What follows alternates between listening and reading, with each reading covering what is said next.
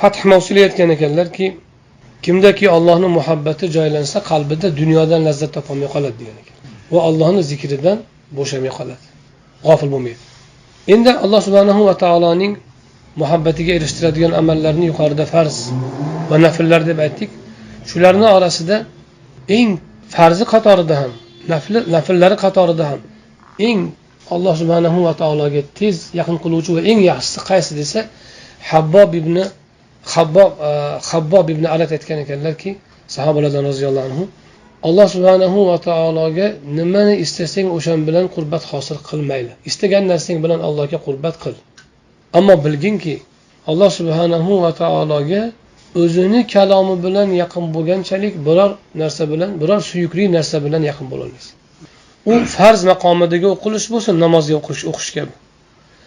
Yo'inki nafl bo'lsin, hozirgi ko'pchilik kishilarni virt qilib o'qishligi yo'inki ta'lim berish.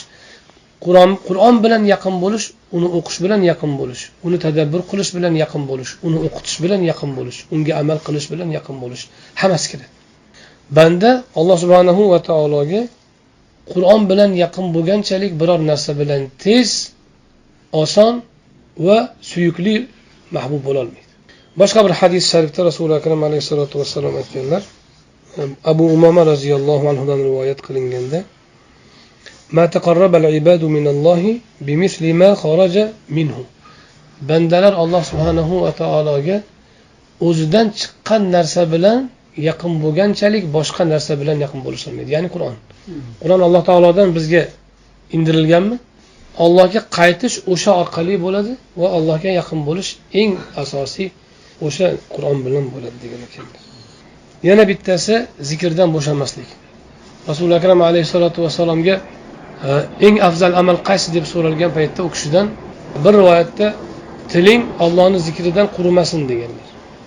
Yana bir rivoyatda tiling Allohning zikri bilan nam bo'lib turgan holatda o'lishing deganlar. Ya'ni zikr bilan o'lish.